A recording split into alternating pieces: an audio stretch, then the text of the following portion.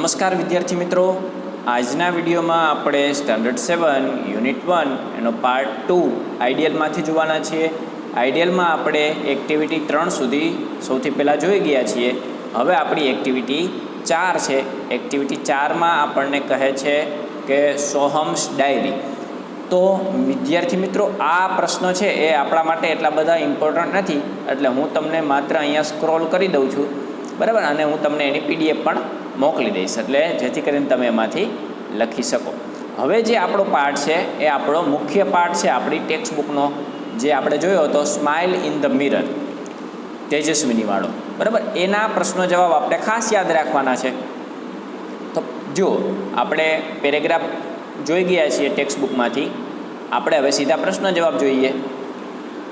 તો when was Tejaswini's birthday? તેજસ્વીનીનો જન્મદિવસ ક્યારે હતો? તો આપણને પેરેગ્રાફમાં પણ દેખાય છે કે 11th April. What did Tejaswini's father gift her? તેજસ્વીનીના ફાધરે તેને શું ગિફ્ટમાં આપ્યું? તો Tejaswini's father gifted her a beautiful bicycle. એક સુંદર મજાની સાયકલ ભેટમાં આપી. ચાલો, ત્રીજું છે Tejaswini's bicycle is blue in colour. ચાલો, describe the Tejaswini's bicycle. Describe એટલે શું થાય? વર્ણન કરવું. વર્ણન એટલે કે તેજસ્વીનીની સાયકલ કેવી હતી તેનું વર્ણન કરો. તો આપણે પેરેગ્રાફમાં જોઈ ગયા હતા કે Tejaswini's bicycle was a unique bike. It was blue in color, its seats was soft, it had a little bell and a rear view mirror. તો યુનિક હતી. એ યુનિક એટલે અજોડ હતી. બ્લુ કલરમાં હતી, પોચી બેઠક હતી અને નાનકડી બેલ હતી અને પાછળ જોવાનો અરીસો હતો. પાંચમું, ઓનલી વન ઓફ ઇટ્સ કાઇન્ડનો મિનિંગ શું થાય? તો કે યુનિક એટલે કે અજોડ હોય એને આપણે શું કહીએ? ઓનલી વન કાઇન્ડ ઓફ, બરાબર. ત્યારબાદ બીજો પેરેગ્રાફ છે, એનો પહેલો પ્રશ્ન, vote did Tejaswini say when she saw her bicycle? તેજસ્વીનીએ પોતાની બાઇસિકલ જોઈ ત્યારે તેને શું કહ્યું? તો when Tejaswini saw her bicycle she said wow. તેણે શું કહ્યું? વાહ, અદ્ભુત એમ. Tejaswini felt proud when she saw her bicycle. True or false? તો ટ્રુ, સાચું આવશે. Tejaswini placed her foot on left pedal first. તો એમાં પણ આવશે રાઈટ. ચાલો, ત્યારબાદ ચોથો પ્રશ્ન જોઈએ. વેર ડીડ તેજસ્વીની પ્લેસ હર ફૂટ? તેજસ્વીનીએ પોતાનો પગ ક્યાં રાખ્યો? Tejaswini placed her foot on the left pedal on of the bicycle. Where did Tejaswini go? Tejaswini ક્યાં જઈ રહી હતી? તો કે Tejaswini went to the river bank, એટલે કે નદી કિનારે. Where did Tejaswini enjoy riding the bicycle? તો Tejaswini enjoyed riding the bicycle on the rough path. ત્યારબાદ the path on the river bank was, કેવો હતો રસ્તો? તો કે રફ.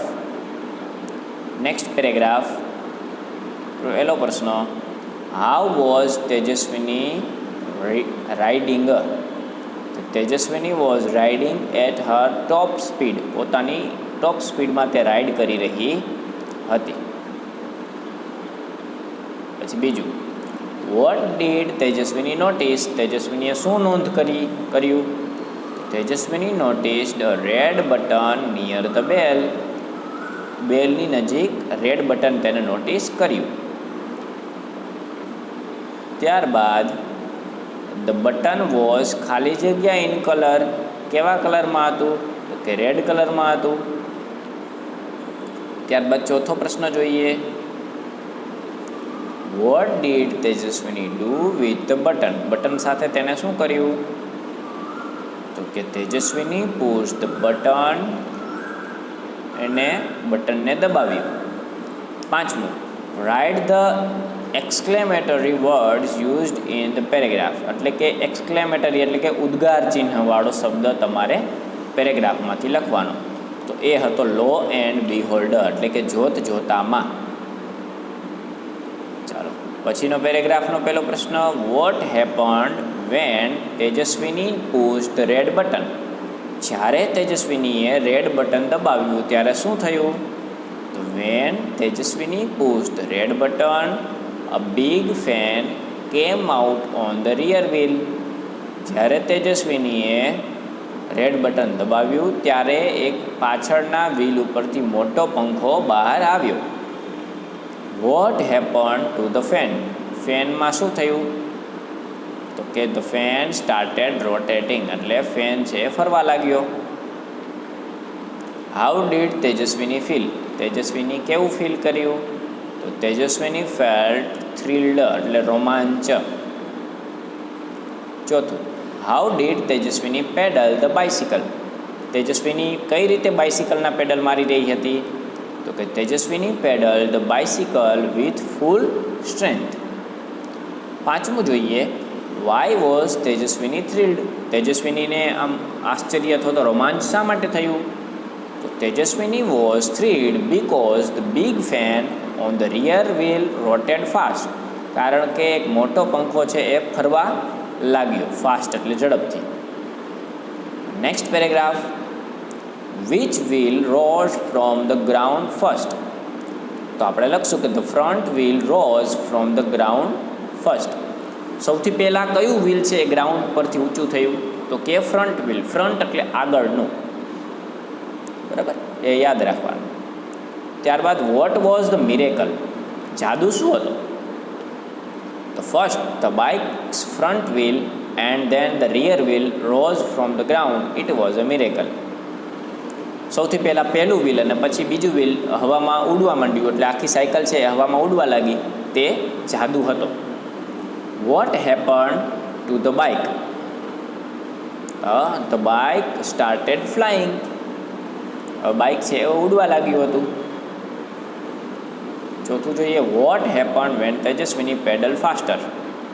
તો when Tejaswini pedalled faster the bicycle went up and up to 50 metres એટલે કે 50 મીટર સુધી સાયકલ ઉડવા લાગી. પાંચમું જોઈએ એમસીક્યુ, ધ બાઇક વેન્ટ ખાલી જગ્યા મીટર્સ હાઈ. કેટલા મીટર ઊંચી ગઈ હતી બાઇસિકલ? તો કે 50 મીટર્સ. ત્યારબાદ આપણે જોઈએ, where was the she flying. તેણી ક્યાં ઉડી રહી હતી? જો કે she was flying over the river. બીજું, what did Tejaswini see in the river. તેજસ્વીનીએ નદીમાં શું જોયું?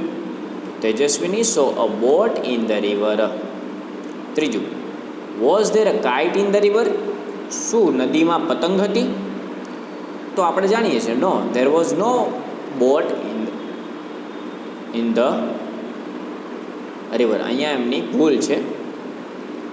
અહીંયા આવશે there was no kite. No, there was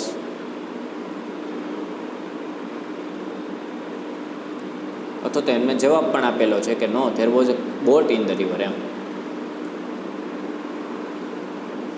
અથવા તો હું એમ પણ લખી શકું કે no there was not a kite in the river. તો ના, નદીમાં પતંગ હતી નહીં. આ રીતે પણ હું લખી શકું ને આ રીતે પણ સાચું પડી શકે છે. ચોથું જોઈએ, what did Tejaswini first see when she turn towards her village. તેજસ્વીનીએ જ્યારે પોતાના ગામડા તરફ સ્કૂલ જવા દીધી ત્યારે તેને શું જોયું? તો when Tejaswini turn towards the village she first saw her school. સૌથી પહેલાં એને પોતાની સ્કૂલ જોઈ. What was there on the roof. છાપરા ઉપર શું હતું? કે there was many leaves on the roof. ઘણા બધા પાંદડાઓ હતા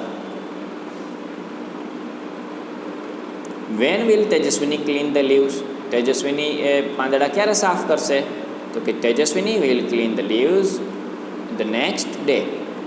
Tejaswini decided to clean home roof. તો ના, ઘરનું છાપરું એને સાફ કરવાનું નક્કી કર્યું હતું નહીં. તો વિદ્યાર્થી મિત્રો, અહીંયા આપણે પાર્ટ 2 છે એ આવતા લેક્ચરમાં જોશું. તમારે શું કરવાનું છે હોમવર્કમાં? તો કે આ બધા જે મેં તમને અહીંયાથી પેરેગ્રાફ લખાવ્યા છે એ તમારે તમારી આઈડિયલ બુકમાં સારા અક્ષરે લખવાના છે. આપણે ટૂંક સમયમાં નવા વિડીયો સાથે મળશું. આવજો વિદ્યાર્થી મિત્રો.